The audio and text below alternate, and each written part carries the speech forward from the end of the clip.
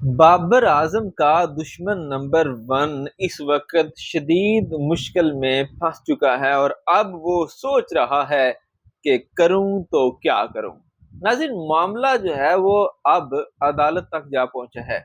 ثبوت کہاں ہیں؟ سامنے لاؤ۔ یہ فیصلہ ہو چکا ہے۔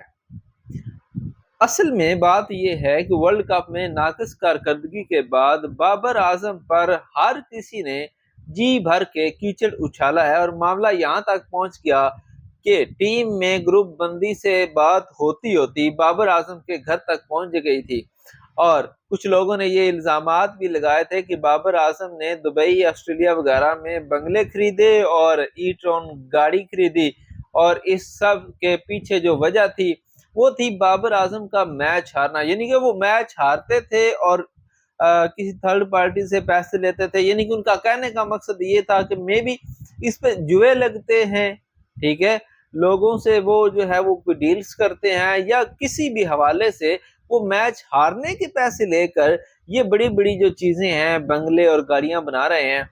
تو ایک صحافی ہیں جنہوں نے 2-4 دن پہلے ایک ویڈیو بنائی، ان کے پاس کوئی چڑیل ہے، وہ خود بھی کوئی جن ٹائپ ہی ہیں، ان کی شکل بھی ایسے جنوں والی نظر آتی ہے۔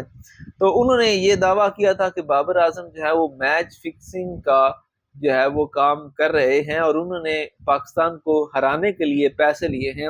اب بابر اعظم نے میدان میں آ کر ان کا مقابلہ کرنے کا فیصلہ کر لیا ہے، اور بابر اعظم نے اس حوالے سے اپنے وکیل کے ساتھ باقاعدہ مشاورت کر لی ہے، اور اب یہ معاملہ جو ہے یہ باقاعدہ عدالت میں جائے گا، اور مبشر لقمان صاحب جنہوں نے بابر اعظم پر یہ الزام لگایا تھا ان کو عدالت میں آ کے ثبوت پیش کرنے پڑیں گے، یا پھر ان کو اس کی سزا ملے گی جو انہوں نے الزامات بابر اعظم پر لگائے ہیں۔ آپ کیا سمجھتے ہیں؟ کیا بابر اعظم کا یہ فیصلہ درست ہے یا نہیں؟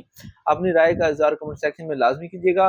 ویڈیو کو لائک کیجیے گا، شیئر کیجیے گا، چینل کو سبسکرائب کیجیے گا۔